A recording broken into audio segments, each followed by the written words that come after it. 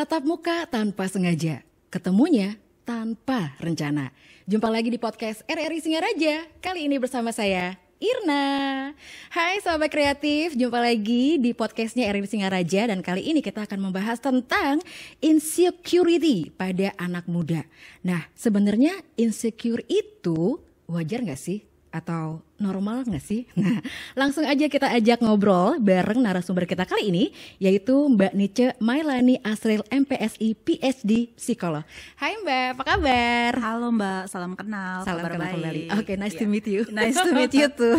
Oke, ini kita ngobrolin soal insecurity nih. Sebenarnya wajar gak sih atau gak apa-apa gitu loh? Sebenarnya seperti apa nih dari sosok psikolog seperti Mbak ini? Oke, insecure itu sebenarnya kan basicnya artinya sesungguhnya adalah rasa aman gitu. Jadi kalau ditanya wajar apa enggak ya wajar gitu, karena perasaan itu kan akan muncul setiap saat gitu ya. Nah, tapi bisa menjadi hal yang tidak wajar ketika muncul terus-menerus dan pada sisi kehidupan tertentu saja gitu.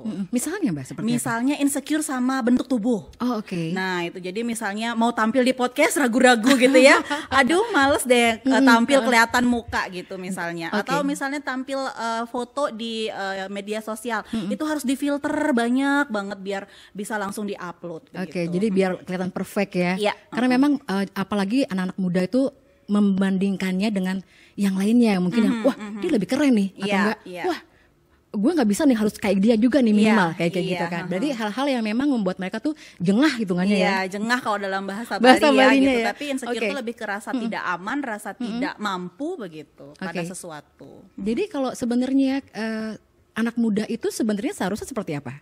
Anak muda itu kan sebenarnya kalau kita lihat kembali lagi konsep remaja ya, kalau remaja itu cenderung lagi mencari jati diri, lagi membentuk konsep diri, lagi menentukan otoritas diri. Jadi ketika remaja mengalami insecurity atau perasaan tidak aman yang terjadi secara terus-menerus, itu akan memunculkan rasa cemas, gangguan kecemasan kalau dalam ilmu psikologi. Jadi kalau misalnya remaja lagi mau menentukan jati dirinya ya lebih banyak untuk menanyakan ke dirinya sendiri gitu. Dirimu mau menjadi apa sih, sobat kreatif mau menjadi apa sih gitu. Tentunya harus sesuai dengan kompetensinya dia, kemampuan dia, potensi. Jadi remaja tuh ya sering-sering cari tahu potensi diri deh biar nggak insecure gitu intinya. Selain sama diri sendiri, mungkin ada nggak yang dari lainnya? Entah itu dari teman, lingkungan atau Iya, bisanya mencarinya lingkungan, carinya yang positif ya, karena kan pastinya. terkadang banyak sekali masalah-masalah pada remaja tuh muncul karena lingkungan yang tidak bagus gitu ya, yang negatif. Jadi memang remaja lebih baik mencari memang teman-teman yang bisa menjadi support system atau sistem pendukung mereka untuk tumbuh dan berkembang menjadi pribadi yang baik begitu. Nah, itu yang kadang-kadang susah ya Mbak ya.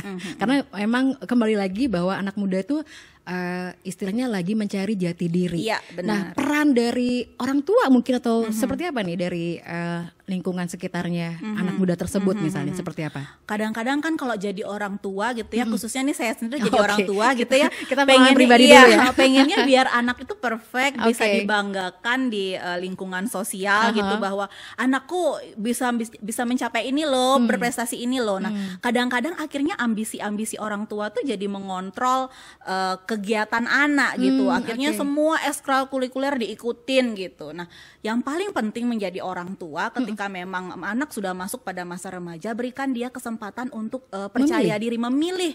Percaya diri memilih apa yang ingin dia lakukan, ekskul apa yang ingin dia ikuti gitu. Jadi memang misalnya orang tua lebih banyak kalau dalam istilah dari kantor itu jadi supervisor gitu ya, mengawasi aja, mengamati aja gitu. Sisanya nanti anak yang menentukan sendiri. Jadi bisa juga bikin teamwork gitu ya, Iya, hitungannya iya, ya. benar. Karena memang semuanya kan memang yang menjadi pengendali adalah orang tua, tapi biarkan mereka berkembang. Iya, Biarkan benar, seperti itu kan. benar. Nah yang sedihnya adalah ketika ternyata dari pihak orang tua sendiri yang istilahnya entah itu membunuh karakter mereka hitungannya kan, karena mungkin kamu nggak kayak si Anu gitu misalnya, jadi otomatis dia akan merasa down sendiri kan hitungannya kan. Nah kalau menurut Mbak Nice seperti apa nih?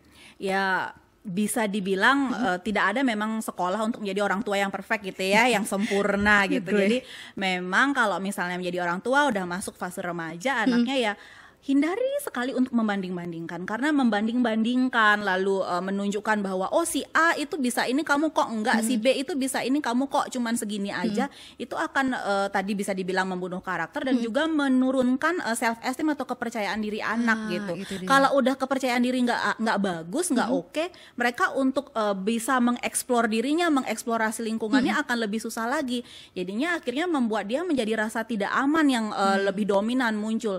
Kalau manusia dominannya muncul rasa tidak aman, jadinya udah rontok udah potensi-potensinya dan ide-idenya begitu. Karena padahal seharusnya yakin orang tua bahwa setiap anak punya kelebihan sendiri di balik kekurangannya gitu kan. Tinggal kita mengarahkan nih mau kemana nih. Apalagi kalau misalnya orang tua mungkin bisa ngajak ngobrol, kamu maunya apa sih Dek gitu kan. Kamu maunya apa sih Nak gitu kan. Jadi tinggal orang tua mengarahkan sebenarnya ya. Kalau misalnya sang anak itu sendiri agak sedikit udah membelok gitu, seperti apa dong kita nih ya? Maksudnya kadang-kadang kan seperti itu ya, situasi orang tua atau anak itu sendiri kita nggak pernah tahu gitu. Tapi kalau kita kembalikan lagi nih ke Mbak Nici sebagai seorang psikolog, seperti apa seharusnya kalau misalnya menghadapi anak yang seperti itu?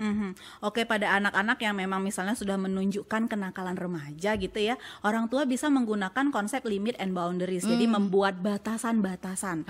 Jadi seperti sistem kontrak gitu ya ke anak gitu. Dek, kamu mau apa gitu? Kalau kamu berhasil A, maka kamu akan mendapatkan privilege atau kesempatan A gitu. Kalau kamu misalnya gagal, maka privilege-mu atau hak-hakmu atau fasilitasmu akan dikurangi. Jadi anak diajarkan untuk bisa menunjukkan kemampuan untuk mengontrol atau manajemen diri juga gitu. Jadi dibikinkan limit atau batasan-batasan yang berada pada kontrak yang konsisten kepada anak gitu. Jadi sebenarnya kalau boleh dikatakan untuk ukuran memulai rasa insecurity itu pada anak itu sebenarnya dari usia kapan biar tidak terbentuk gitu. Nah itu yang penting ya sahabat kreatif ya. Nah bagus sekali ya pertanyaannya ya. Kalau misalnya dari ilmu psikologi sendiri gitu ya, dari tahap perkembangan kita sebutnya psikososialnya Erik Erikson, itu memang ada yang namanya tahapan pertama, trust versus mistrust. Jadi ketika anak bisa percaya pada lingkungannya, maka dia akan bisa lebih pede untuk mengeksplor dirinya dan mengeksplor lingkungannya. Tapi ketika dia mistrust, tidak percaya, maka dia akan ragu-ragu, khawatir, lalu takut ditinggal. Nah itu biasanya berada pada fase anak pada usia dini, pada 0 sampai 2 tahun gitu. Jadi misalnya kalau Mbak bertanya lebih baik kapan ya, dari dini gitu, dari dini untuk mengajarkan anak supaya percaya diri, untuk memberikan kesempatan anak bisa pede dengan beberapa potensi yang dia miliki, pede dengan keputusan-keputusannya gitu. Sehingga ketika misalnya bayi gitu, apa yang perlu dilakukan orang tua, sosok ibu ya misalnya ya, ketika anak menangis ya respon tangisannya gitu ya. Misalnya nangis, biarin nangis, jadi bikin kembang paru-paru jadi sehat ya. Nah gitu ya. Jadi kalau nangis ya digendong, lalu kalau popoknya penuh ya diganti. Jadi memang perlu memenuhi segera kebutuhan anak. Berarti gitu. Termasuk hitungannya ya golden age ya sahabat kreatif benar, ya. Apapun itu golden age lah. Makanya kadang-kadang misalnya ada juga orang-orang tua yang beranggapan bahwa masih kecil, ntar juga gede diajarin. Itu sebenarnya nggak benar ya? Juga nanti gitu. Berarti itu nggak benar ya hitungannya ya. Jadi ya dari golden age atau umur yang dari usia dini itu yang mulai diajarkan ya. Siap. Nah kalau misalnya nih untuk Mbak Nici sendiri melihat anak-anak muda zaman now seperti apa sebenarnya? Ini luar biasa ya, mereka kesempatan untuk mengeksplorasi potensinya memang udah oke banget ya. Seperti saya ambil contoh mahasiswa saya semester 1 kemarin. Kecil-kecil udah punya YouTube dong gitu. Jadi kalah kita ya. Kalah kita baru kenal YouTube baru usia kuliah rasanya gitu, baru sekarang gitu ya yang benar-benar hits YouTube. Jadi mereka benar-benar punya kesempatan yang luas sekali untuk bisa mengembangkan minat bakatnya gitu. Jadi kesempatan saat ini memang sudah luas sekali untuk remaja, tapi kadang-kadang akhirnya kontrol dirinya yang kurang gitu ya. Banyak kita dengar kasus-kasus kalau misalnya ada yang K-popers gitu ya, ada yang meninggal karena bunuh diri terkait dengan rasa insecure begitu. Jadi memang walaupun banyak kesempatan buat remaja melakukan apapun terkait dengan minat bakatnya, tapi penting sekali juga orang tua ini sekali lagi sebagai supervisor mengawasi gitu. Karena kadang-kadang bullying, lalu kalimat-kalimat netizen yang nggak menyenangkan itu susah banget untuk kita kontrol gitu ya. Apalagi kalau anak kita yang mendapatkan itu dan tidak kita bantu untuk mendampingnya, akan lebih susah lagi nanti dia mengurangi atau mengelola insecurity-nya begitu. Oke. Ternyata ya mungkin insecurity ini simpel sih sebutannya ya, tapi ternyata itu efek banget ya Mbak Nice ya. Dan itu luar biasa banget kalau misalnya untuk seseorang yang apalagi tanpa dukungan, tanpa perhatian, tanpa apa ya, lagi ada harapan mungkin dari dirinya sendiri bahwa oh untuk apa kalau kayak gini terus, mendingan.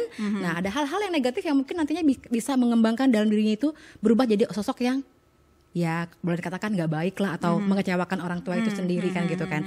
Nah kalau seperti apa sebenarnya orang tua yang standarnya deh hitungannya kan, kalau tadi kan kita ngomongin dari golden age, terus ketika remaja seperti apa sebenarnya? Kalau remaja, ibaratnya kalau dulu saya jadi remaja itu. Kita balik lagi flashback dulu ya. Flashback dulu. Emang kalau ngomongin flashback zaman dulu sama zaman sekarang emang beda. Beda ya. Iya. Jadi kalau misalnya saya dulu jadi remaja dalam kondisi memang lagi labil banget, dalam kondisi mood dan emosi, saya pengennya orang tua yang bisa jadi sahabat saya gitu. Aduh setuju banget. Iya, jadi bisa denger curhatan, tidak judgmental gitu. Setuju banget Mbak. Karena memang karena kita merasa bahwa ketika sama sahabat kita bisa ngeluarin apapun, iya benar, ya kan, mengeluarkan unek-unek apapun yang merasa aman bahwa aku safe nih sama dia, seperti itu kan. Tapi ketika ngobrol sama orang tua ngerasa bahwa kamu, nah, gitu aja digalauin, udah nggak usah gitu. dipikirin, ya kan. Ya jadi sahabat kreatif mungkin merasa seperti itu. Jadi dengarkanlah kata Mbak Nice bahwa sebenarnya mungkin juga ada orang-orang tua yang sedang menyaksikan podcast ini, dimohon berubah sedikit lah demi masa depan anak-anaknya juga kan pastinya, bukan buat siapa-siapa tapi untuk anak-anak, ya kan. Nah kita nih pasti punya harapan nih Mbak Nice untuk generasi muda, terutama untuk anak-anak muda, ya Singaraja, Indonesia, dunia bahkan kan kita bakal secara universal, karena memang anak muda adalah yang bakal penerus apalagi Indonesia ini ya, generasi emasnya Indonesia. Setuju banget Mbak. Nah Mbak Nice gimana nih harapan kedepannya nih untuk anak-anak? Harapannya gitu, memang sekarang kan remaja Indonesia tuh dari munculnya kemajuan teknologi di bidang berbagai macam bidang gitu, memang banyak sekali memberi kesempatan buat anak remaja gitu ya. Maksimalkan kesempatan itu untuk mengeksplor minat dan bakatmu gitu ya sobat kreatif, karena memang ini kesempatan emas banget untuk menunjukkan bahwa kamu itu bisa, kamu itu unik, kamu itu mampu untuk menjadi anak yang bisa dibanggakan dalam generasi emas Indonesia ini gitu. Tapi ingat, kontrol diri ya, kontrol diri. Jadi nggak bablas gitu ya, nge-TikTok bablas, nge-YouTube bablas. Apapun yang berlebihan nggak bagus bablas, ya itu. Jadi kontrol diri, sering-sering sharing juga kepada orang tua dan guru di sekolah. Oke, ternyata sahabat kreatif, untuk insecurity pada anak muda hari ini seru banget, karena memang Mbak Nice luar biasa di bidangnya ya. Jadi pas banget, dan pastinya aku juga sama Mbak Nice punya closing statement yang bakal disampaikan, mungkin dari Mbak Nice dulu deh. Oke. Bagi orang tua ya khususnya, berusahalah menjadi mengambil posisi sebagai teman bagi anak remaja begitu, karena ibaratnya kalau dengan teman, anak-anak itu bisa lebih mengeksplor apapun masalah yang dia alami gitu. Tapi bagi remaja ini khususnya, kalau kalian merasa insecure atau tidak bisa mengelola rasa tidak aman tersebut, segera cari bantuan ya. Jangan sedikit-sedikit lari di sosial media, karena nanti akan jadi blunder akhirnya gitu. Cari pertolongan. Kalau di sekolah bisa dengan guru, kalau di rumah bisa dengan orang tua, kalau di pergaulan bisa dengan teman sebaya. Siap Mbak Nice, terima kasih untuk kesempatannya kali ini. Pastinya kita akan berjumpa lagi di lain kesempatan dengan topik yang berbeda. Oke. Buat sahabat kreatif, berhentilah melihat kekurangan kamu. Sebaiknya galilah potensi diri kamu. Terima kasih untuk hari ini dan sampai jumpa. Bye.